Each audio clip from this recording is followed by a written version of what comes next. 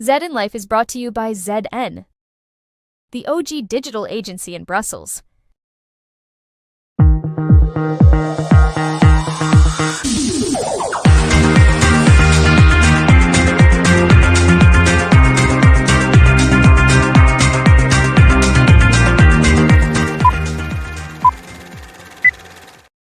And live from the internet, it's ZN Live. I'm Phil Weiss, your host, and welcome to episode 401. My co-host today is Irem, who is a senior director at ZN, but also a film buff who can tell you everything about the Oscar movies, which she reviews very patiently. And our very special guest today is Gerardo Fortuna, who is an experienced journalist for Euronews, but he's also been with Euractiv.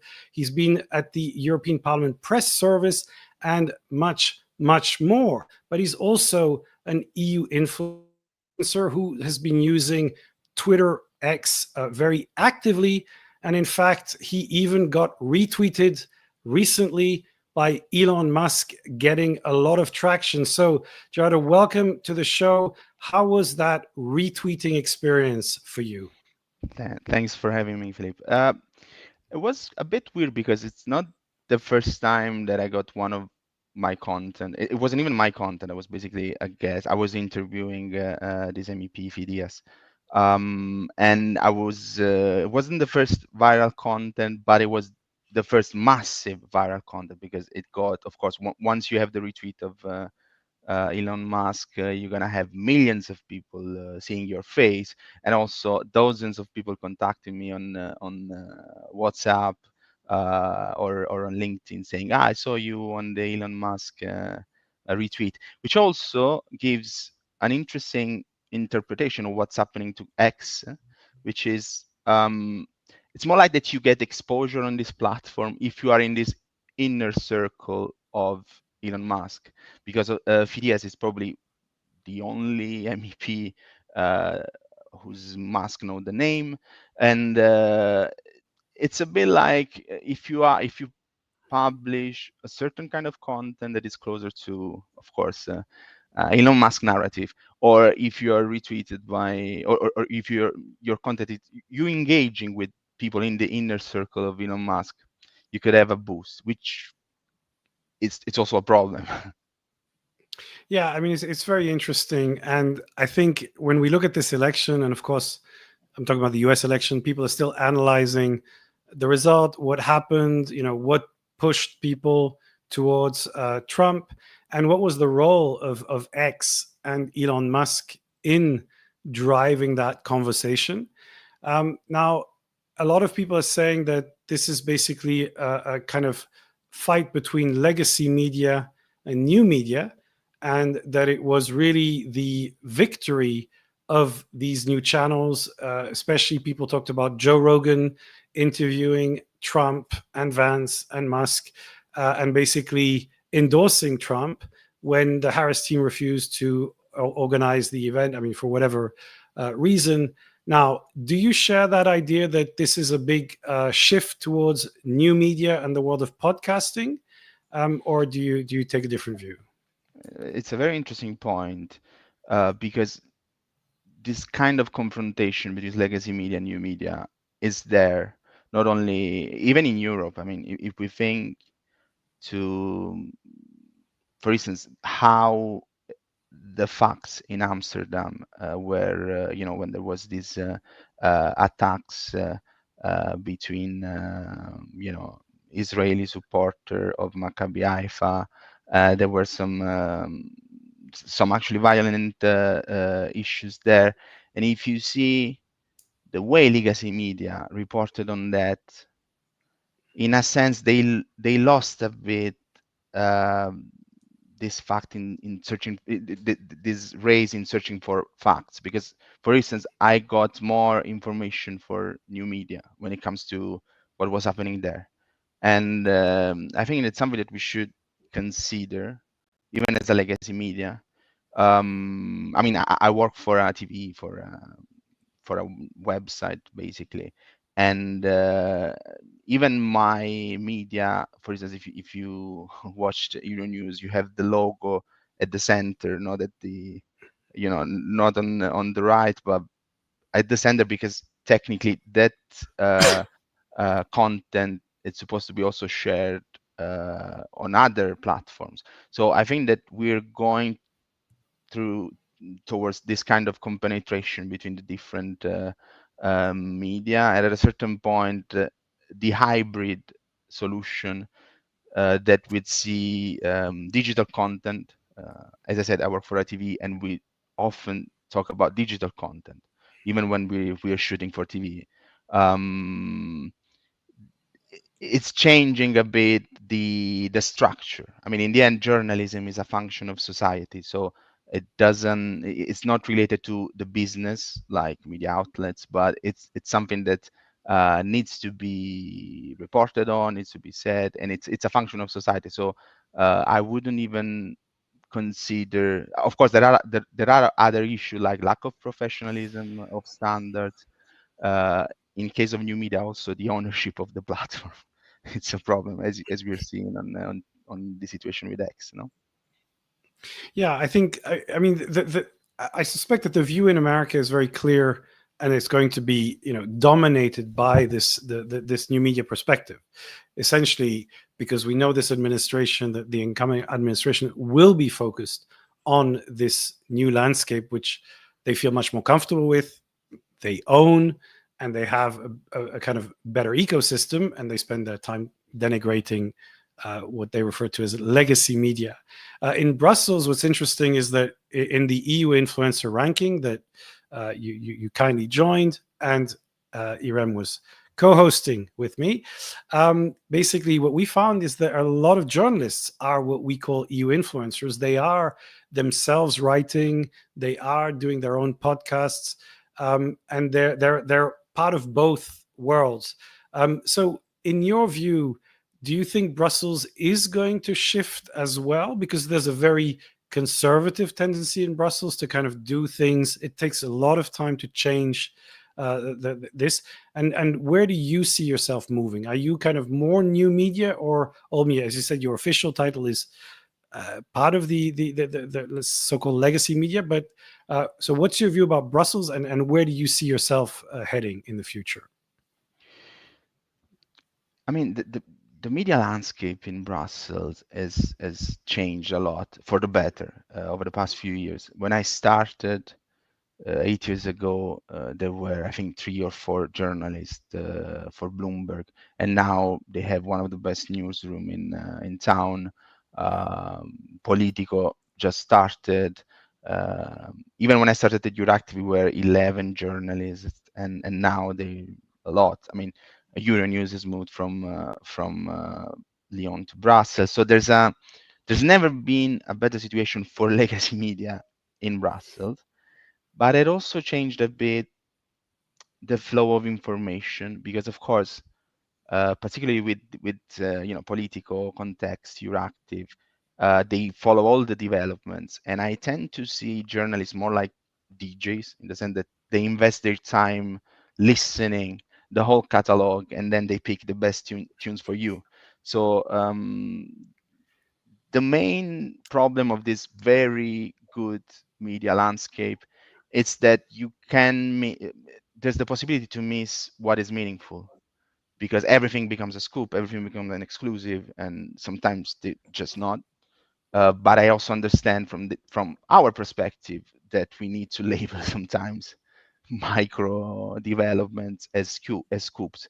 So in this sense, we're having in Brussels the some sort of big period for the old-fashioned way of doing reporting, and we're not seeing that much the development of the new media because of this new golden age for traditional media, because there are a lot of investments by media outlets. Before, it was more like news agencies or one correspondent for the biggest media of a certain country. Now we have the Financial Times, Euronews, even media outlet with a global reach, or at least European reach, investing in Brussels. So it's that's why it's a bit, there are media outlets hiring as well for traditional role like reporters, editors, and so on. So I think that the Brussels situation, it's completely different from the rest of the world, and particularly in the national media, even in Europe. We're gonna see more involvement of the new media, and in Brussels, we're still gonna have a bubble more going toward the legacy media. Just one thing that on something that you were saying on X. At the same time, it's also there's also some social contract, because now, I mean, we're gonna see lots of people migrating from X to other platforms. But as Jean-Jacques Rousseau was saying, the social contract, because there was this idea that the monarchs were basically empowered to legislate, while actually people have the power, as the song says. We're talking about people migrating, but we also have to consider the user experience. And one of the biggest issue of X at the moment is that the user experience is becoming terrible. Even as a user, like an active user, I see that my reach clearly was downgraded. I have less interaction. I got lots of content that I consider toxic, and it is not helpful for me. So it's also a matter that could bring the whole platform toward a direction that is more like, not as global as before. I have a question, Gerardo. You were talking about the legacy media and new media, especially in the context of Brussels. But the way I see it, also, I think they can coexist together. And the profiles or people that we see in newer media platforms, on social media, on podcasts, are often coming from these legacy media, and they have the background and reputation that's attached to their names because of their links to the legacy media. So I think maybe there is something interesting there. I don't know if it's more specific to Brussels, but I don't think so. I think that's also more global as well. What do you think about that? Yeah, it's a very good point. But just to make an example, I just published a story on Euronews on the political mess during the hearings at the European Parliament, and it actually started as a LinkedIn post. I wrote it as a LinkedIn post, so the origin was a LinkedIn post, and then I was decently successful. I mean, not viral, and then I saw the potential to turn it into an article, and this article, of course, it was different because there's a different way of even using the storytelling techniques and so on. It was more opinionated, the LinkedIn one, but it worked. Like the main, as you say, it's not only content from legacy media being discussed, which was the main goals of the social platform. So discuss something that was developed in legacy media, but it's also the other way around, that there's content that could be, I mean, sometimes we basically, instead of contacting spokesperson, we just check statements on social platforms, and we use it in our reporting, for instance. So yeah, this is the hybrid situation I was talking before. So there's a lot of interaction between the two, both direction, actually. Mm-hmm. Yeah, I love your word DJ journalism. I think that should be a hashtag for a whole, mixing it up. Now, I want to go back to your interview with Phidias, actually, because as an MEP, I think he's very interesting, and I've been following his posts on Instagram, and he's, whatever his political views, he's making the European Parliament quite interesting, and he's kind of saying, this is how we vote, this is what this person does. He's putting clips on. Now, what do you think about this phenomenon? Do you think this is the beginning of, I don't know, celebrity YouTuber politicians coming to Europe? And do you think that this is good for Europe because it lifts visibility for much younger people into the parliament? What are your thoughts on his footprint? No, I agree on your positive interpretation on the Phidias phenomenon. Of course, he's attracting lots of criticism, and even the clip that was retweeted by Elon Musk, we were arguing. So he has a view on democracy that doesn't consider the fact that democracy, it's also the representative one.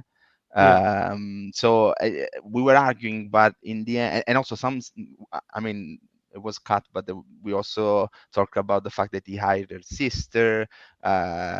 Something he said we don't like the fact that the EU is not talking enough about AI. I mean, the major legislation from the past mandate was basically on AI. But in general, some of his content is great, particularly the divulgative ones. So he did one on political parties, the election of von der Leyen, how it works, with millions of views, which is a way much better performance than actual professional working at Europe. I used to work at the European Parliament Press Service, so from that perspective, the reach that he has is absolutely good for the European Parliament. So sometimes there's also some kind of resistance from the, even influencer, micro influencer that used to be there before 3 years, in some sort of resistance in this kind of new content. But in the whole 3 years operation, I value it very positively so far. I know that many won't agree, but Yeah, and I mean, you can. There's the politics which you might disagree with, but there's the conversation around an institution that people might not know about, which I think is clearly something very interesting that's happening. We're seeing young Instagrammers, some of them who are at the EU influencer event, who are telling a story about European policy discussions that are very interesting to younger generations. So I think there is that new language coming through. Now, I want to move to the conversation about X, because we started on X, and I posted on LinkedIn and Twitter, and the LinkedIn post got a lot more engagement than the X, as you were just saying. So, I mean, the Guardian just announced we're leaving X. Now, everybody, there's a lot of dramatic breakup with X on online, which is always a bit of like, okay, just do whatever. But do we really need to discuss it? It's just your choice of channel delivery. So my question on that is, you remember at the EU influencer discussion, there were people saying you have to leave X, it's a moral obligation. Other people saying, look, it's as long as the news is there, and we use the Thierry Breton story that you highlighted, that he had used X to announce his resignation despite being quite critical. So do you think people should leave X, or do you think that it's an irrelevant conversation? What matters is where the news is being discussed, and that's where journalists have to go and communicators have to go. What are your thoughts on that? yeah, I remember you talked with your guests at the influencer event about the tweet. The point of the tweet that maybe was a bit wasn't touched on is that I was saying that the EU bubble is an addiction to Twitter. So the key stuff was the addiction. Uh, the bubble is addicted to the platform in spite of everything. So um, it's not an evaluation of the platform that allows to create a public space. It's more that it's also the reason why the most brilliant editorial idea in Brussels has been the Politicos playbook, the Brussels playbook, because the Brussels playbook is a bit the bubble gazette. So you can find there from the latest political developments to the birthdays of people, or who was at a certain event and who wasn't. So this kind of addiction to news or to situation uh, has been collected in this platform, even by I mean, I think because of the original structure of Twitter. Twitter, like it used to be 6 years ago, favored this kind of engagement. It was more community based. So there's always going to be something, even if tomorrow X file for bankruptcy or whatever, because we have some sort of addiction. I mean, I owe a lot to X. Part of my reputation depends on my hot takes, on something that I can write in my reporting, but I can share with my followers. So that's why, and I come back to what I was saying before. It's a bit more in terms of user experience. If user of X, of Twitter, gonna feel that the main reason why they're there is not useful anymore. As I said, I'm an X, like, I mean, I use mostly X. I'm growing also my presence on LinkedIn now, but I if I'm not satisfied, I'm already on Blue Sky. I'm trying to do both at the moment. Uh, the main difference is that the fall of X, of Twitter, um, makes me realize that you also need a lot of patience to develop your character, your persona on another platform. And I spent a ridiculous amount of time on Twitter in the past, and while, for instance, my growth on LinkedIn is a bit different because I basically just write my thoughts, and what I say, it's interesting for people who follow me. So I think that it's also like, now that I'm approaching Blue Sky, even if it's quite, if not identical to the old Twitter, there's this patient aspect, like, am I do I have the willingness to invest again the same amount of time, have the same patience that I had in 5 6 years of Twitter, if tomorrow Blue Sky could also be owned by Elon Musk or something, of someone worse.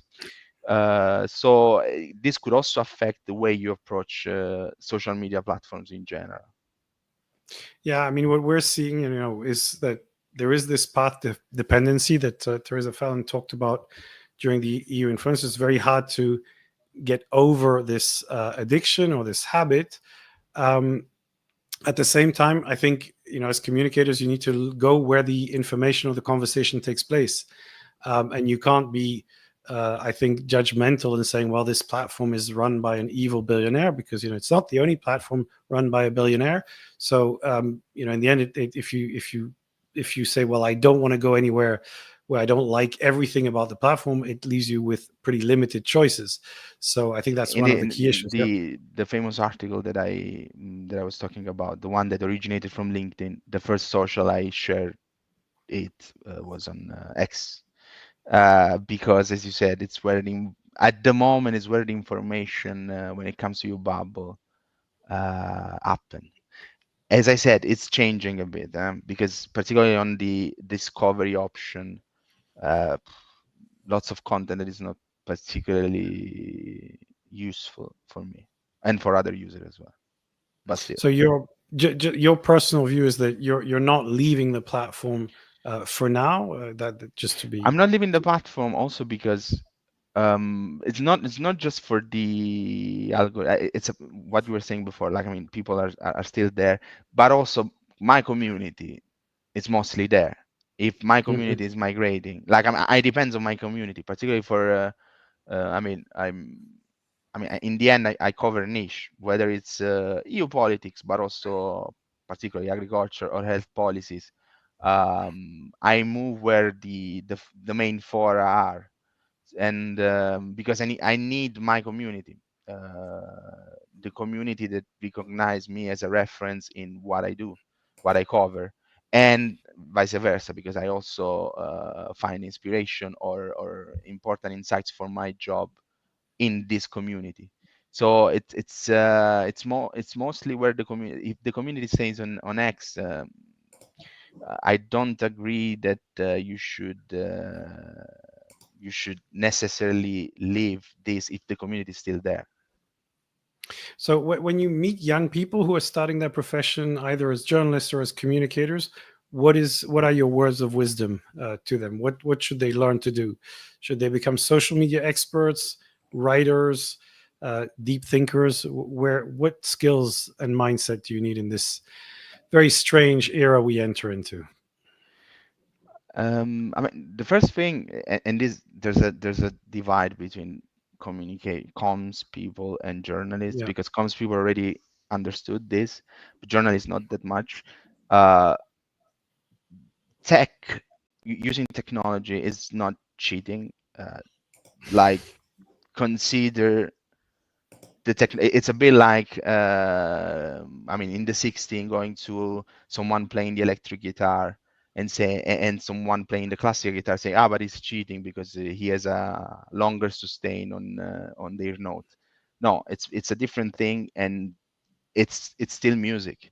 So journalists have this resistance for tech, while communicators they actually in this sense smarter. But at the same time, don't let the lack of gears stop you. So this sometimes becomes a restraint. But I don't have this software help me doing, I don't know, this thing, and I can do this. It's more like you should find a balance between the use of technology and the full range of technology weapons that you can use. The other thing is that this is very important. We were talking about this before. We mentioned it. Always be prepared to go solo. So um, work in teams, but don't fight, for instance, stupid fights in internal politics or office politics or this kind of stuff just for the brand, just for having some sort of recognition in the company environment. Always be prepared to go solo, because I think that in 10 years it's going to be more fragmented the way we work. And for communicators and for journalists in particular, always think of yourself like a freelance, even if you have a contract, if you work for even an important media organization. um, you know Work also on your personal brand.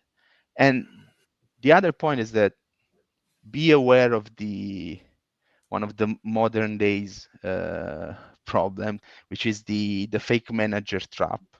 So this is something that is affecting young people in particular, because uh, um, young people sometimes are trapped in tasks that no one else wants to do, that 10 years ago were basically copying copies, but now are sometimes even managerial tasks that no one wants to do. Just to make an example of myself, I became editor when I was at Euractiv when I was 29, and in a sense kind of stopped my not my career but my growth. I'm actually my career no was actually good, but I was trapped in this fake man. It wasn't fake manager, but it's more like no one wants to do the job, and I kind of got stopped in my growth. For instance, now at Euronews, I'm reporting again actively. So in a sense, put your growth first. Don't think too much in step of career that actually don't bring anything in terms of added value, or also in things you're gonna learn. Because sometimes you can be just flattered. Oh, I'm gonna have this managerial position. I'm super young, and this managerial position actually gives you nothing, or even stop your growth. And of course, the advice that I always give: use your voice. There's the temptation to imitate someone else. Uh, you don't have. We don't need another Gerardo Fortuna. We don't need another Eddie Wax. We don't need another Henry Foy. There's a demand for what you are, and in general, try to be the closer. Like, I mean, your personality should be closer to what you really are, because it's easier for you to write content if it's about you. If it's something that it's not complicated, you don't have to imitate it someone else. So these are a bit the advices that I'd give to young communicators. Fantastic. Okay, so now we have time for our recommendations. Roll jingle.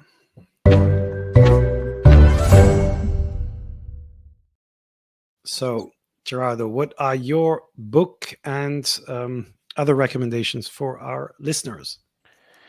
Yeah, for as a book, I suggest a book from Michael Pollan, who's one of a hero of mine. Actually, is the agri-food journalist, is the agri-food writer. I It's my idol, and he wrote the Omnivore Dilemma, In Defense of Food, and so on. But there's a recent book that he wrote that it's called How to Change Your Mind, and it's basically investigating the use of psychedelics, and it's super funny because it he used this kind of gonzo journal. So he basically trying the thing. He tries the thing. There's another book in which he was dedicated to caffeine when he stopped drinking coffee, and it's a bit the same. You basically see the value by seeing how psychedelics have an effect on him. But it's super good, super good. I strongly suggest this. And It's for all the about pod, microdosing. So I got a copy of that book signed in San Francisco. So wonderful. Oh my God. Do you are you I'm considering not selling much. it? Okay. I'll keep that in mind. And what is your second recommendation? My second recommendation is a podcast called Wind of Change. This Yeah. great podcast. It's not that recent, but it helps you understand how a good storytelling on one single episode, on one single thing, sometimes even a bit not conspirationist, but like something that it's enticing, could help you touching on cultural aspects, civil rights aspects, music, politics, international politics. So it's really good. I'm not gonna spoiler what it's about, but it's basically trying to touch on one story and allow you to understand so many aspects of humanity, of anthropological aspects and historical ones. Yeah, no, it's brilliant. I actually started watching it, and Jesus recommended it to me, and you can tell it's the song "Wind of Change" and the impact it had Exactly. on the fall of the Berlin Wall, which I think we're not spoiling too much. The question is who was behind it. That's what Exactly. we're going to find out. Irem, what are your recommendations this week? Or your recommendation? I have a book recommendation, but before that, I also have watched the Netflix TV series that's called How to Change Your Mind. I didn't know it was based on a book that he has Yeah, also. yeah, yeah. I've seen it's like a short 4 episode TV show. Interesting. Just wanted to comment on that. My book recommendation is Malcolm Gladwell's Revenge of the Tipping Point. It just came out, I think, quite recently. He is the author who wrote Tipping Point, I think almost 20 years ago, about 20 how years. small It's actions. birthday. Okay, there we go. That's probably why it's launched now. It's about how small actions can, spread much bigger consequences. And I just started reading it. I haven't finished it yet, in all honesty, but I know the previous book has a lot of fans, and I think it's quite interesting. Now he's thinking and talking more about the dark side of how small actions, even sometimes unintentional, can spread misinformation or chaos or yeah crisis basically. And he's touching upon COVID-19, what's happened over the past 5 years, etc. So it's quite interesting. If anyone has read his previous book, might be interested in this one as well. Yeah, it is. So the Tipping Point was his first book, and he kind of revisits it. And there is a TED talk he just gave like a few weeks ago, where he apologizes for one of the main ideas that he got wrong in the Tipping Point, which is the broken window theory of crime. I mean, it's a very heartfelt apology. So you should definitely go and check it out. So my recommendation is a podcast, actually. And it's part of a series of podcasts. This one is called The Rest is History. There's also The Rest is Politics, UK and US, which I recommended before, and which, by the way, is a real crossover between new media and old media, because it's journalists but talking about it in a much more informal style. The Rest is History is a historical podcast. And the one I'm listening to is 1968 in America, the year where essentially LBJ resigned as president, Martin Luther King was assassinated, then Robert Kennedy was assassinated. And if you think things are crazy now, this was an insane period of the American history. And suddenly you realize that we often go through these periods of massive change where people were pretty insane. There were riots everywhere. There were there was a massive crisis. The Vietnam War was going on in the background. So it kind of brings it all together. And I think it just gives us a perspective that although things look crazy now, we go through these kind of cycles on a not regular basis, but it's not the first time, certainly, and not the last time it's going to happen. So with all of that, I hope you all have a fantastic weekend. Gerardo, stay online so we can say goodbye properly after this. But all of you have a great weekend, and we will see you online. Bye, everyone. And thanks again, Gerardo, for joining us. Thank you. Bye-bye. Bye.